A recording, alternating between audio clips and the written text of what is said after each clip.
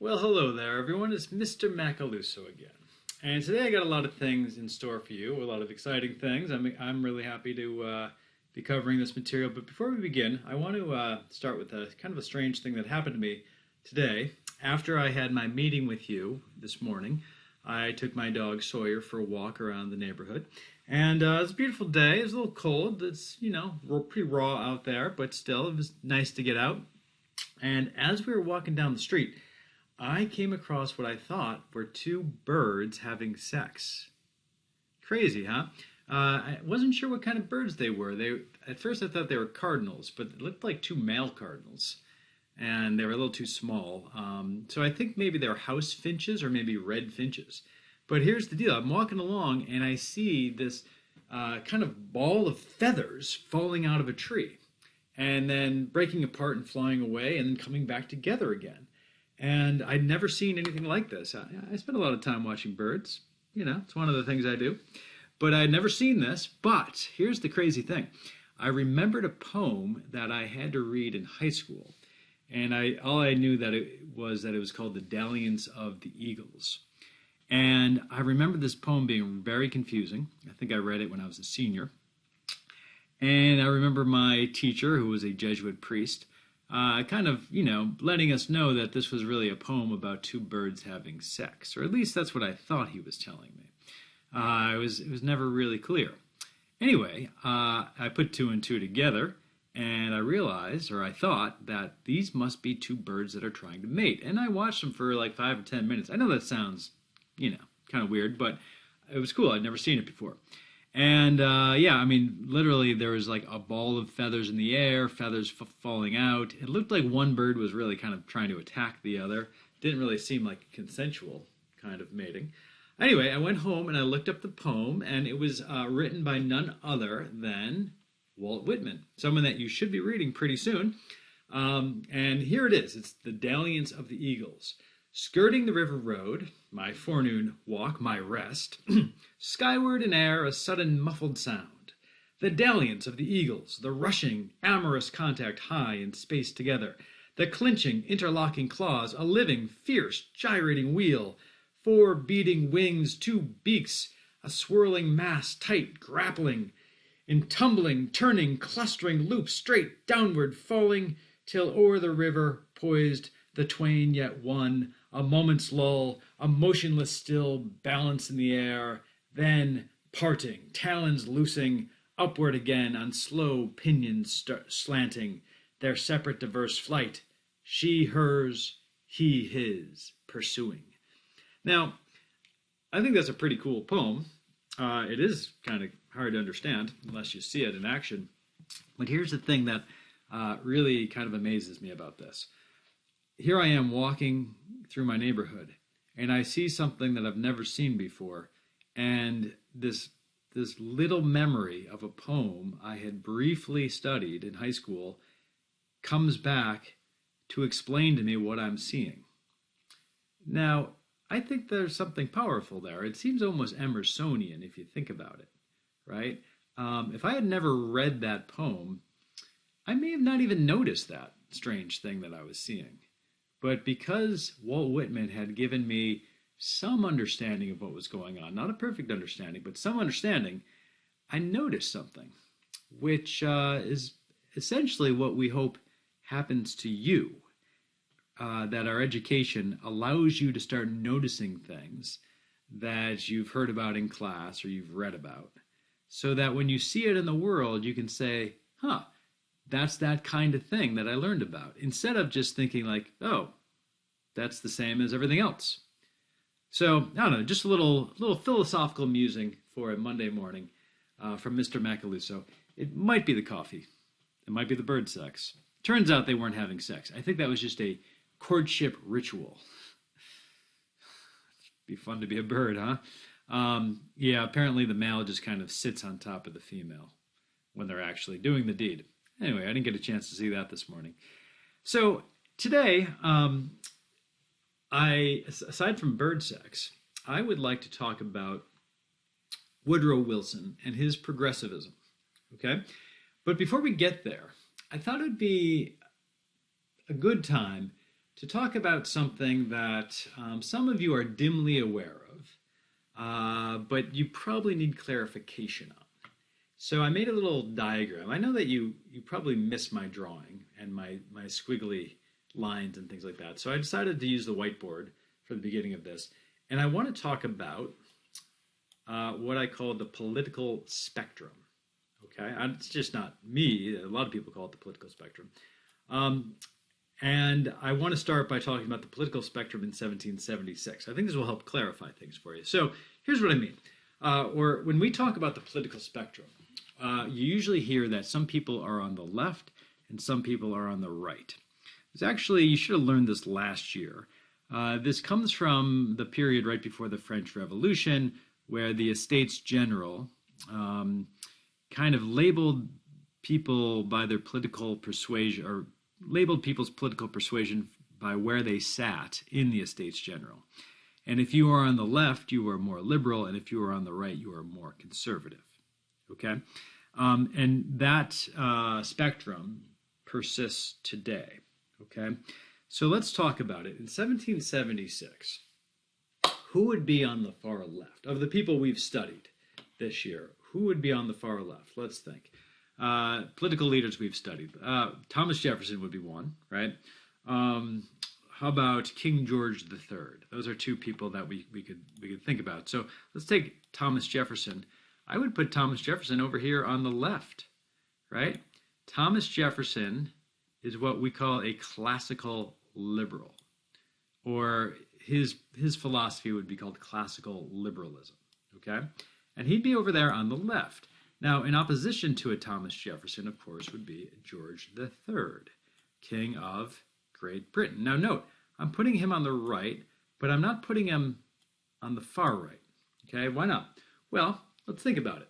George III, although a king, his power is definitely limited by a parliament, okay? So that makes him, I mean, I probably put him too far to the right. He's probably more around here, okay? He's a king, but he doesn't have absolute power, okay?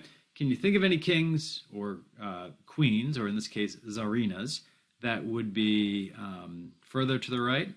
Well, again, you studied this fellow last year, I believe.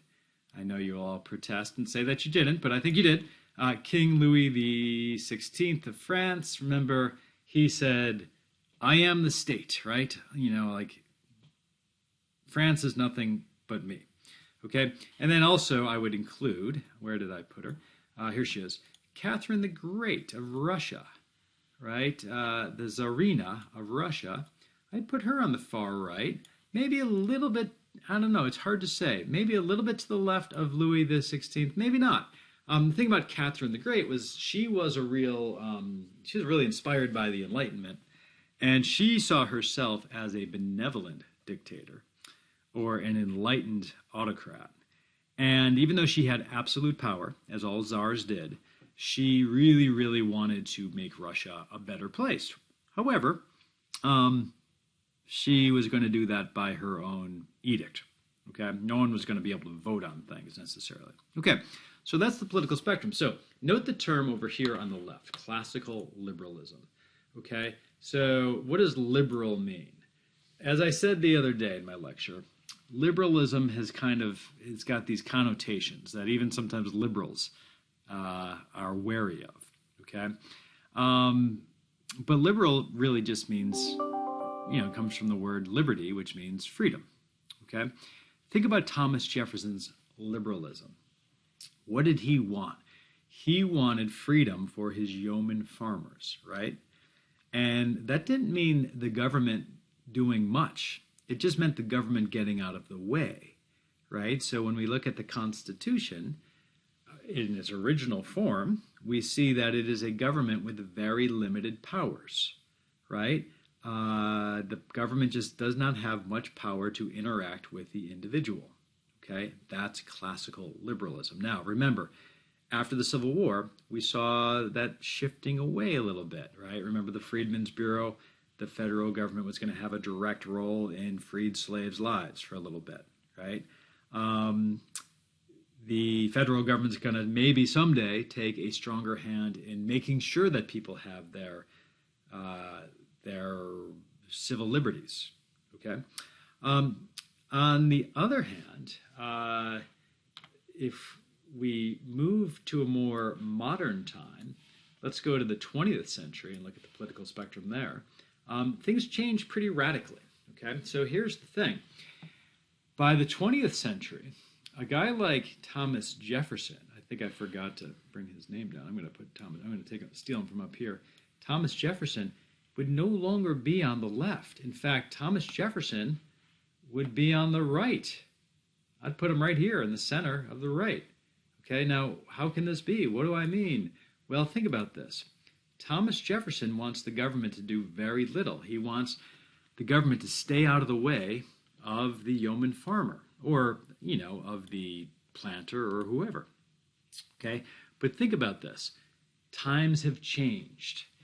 In the 20th century, technology has changed so much, society has changed so much, that a government that doesn't try to regulate business is a government that is letting business get away with anything. And today, we would definitely associate that with conservatism, right? Did I write conservatives? Yes, I did. Right, here we go. So we would say that Thomas Jefferson was more like a laissez-faire conservative, right? Laissez-faire means let do. It basically means the government should keep its hands off business and let the markets run everything, okay? Now, remember, Thomas Jefferson wasn't living in an era where markets were really as powerful as they are by the 20th century. So he may have had a different point of view if he lived in the 20th century, but he didn't. Okay, so where does that put progressivism? We were talking about progressivism the other day. Well, let's just call it liberalism. And I would put liberalism over here, obviously, on the left. Okay, but note, I'm not going all the way very far to the left because there are things that are further left than liberalism. So I'm going to write progressivism in here. If I can get in there, I can't. Never mind. Okay, so we have things like socialism. Who is the socialist we studied? We studied Eugene Debs. Eugene Debs would be over here. Now let's think about the difference between liberalism and socialism. So liberalism or progressivism might want to regulate the economy, right? It might want to pass laws that prevent trusts or prevent railroads from charging unfair rates. Socialism, on the other hand, would like the government to own industry, right? So the government should own the railroads, the government should own the telegraphs, okay? Now note, I didn't put socialism all the way on the left. I put it somewhere left of liberalism because there's something even further to the left, and that would be communism. Okay, now what is communism? Communism, which, is first being articulated by Karl Marx in the mid-19th century. Communism is a totally different ball of wax. Communism would say that there should be no private ownership of anything, that government should own all things, that the state should eventually just vanish, and there would be what he called the dictatorship of the proletariat. That is, all workers would come together and run things collectively. Okay? Now, that, the Soviet Union was actually a socialist country, trying to move itself towards a fully communist country, but it never really achieved that. It's not clear whether that can be achieved. It was just a theory. On the other side of the spectrum, we have things like fascism.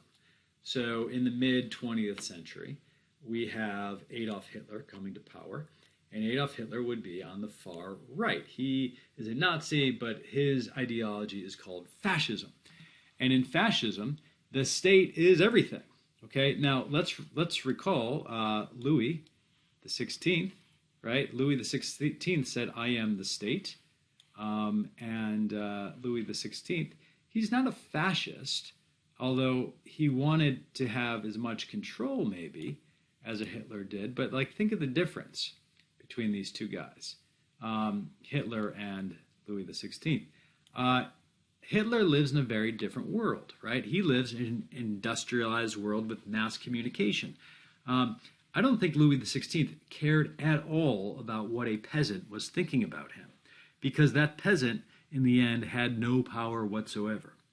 Hitler, on the other hand, realizes that if he wants to have absolute control over Germany, he has to control the way people think, because he knows that crowds of angry people, especially industrialized angry people, could do something like become communists, right? So he wants to basically control the way people think, or at least know what they're thinking and punish them if they're thinking the wrong thing. Okay? So, whereas Louis XVI wanted as much power as Hitler, they're living in different times, and so they don't really have to use the same kind of levers of control. Does that make sense? Okay, now if I may go back over here to the left side of the spectrum, turns out that while conservatives love to call liberals communists, right, because, let's face it, liberals want the government to have more control over industry, and that is definitely on the left, along with socialism and communism. You'll see in the upcoming presidential election that the Democrats will be accused of being socialists all the time. But it turns out that communists actually hate liberals. Isn't that strange? Why do they hate liberals? Well, here's the reason. The communists see liberalism as a way of alleviating the suffering of the workers, giving them better wages, better working conditions. And if you alleviate those sufferings, what will the workers never do?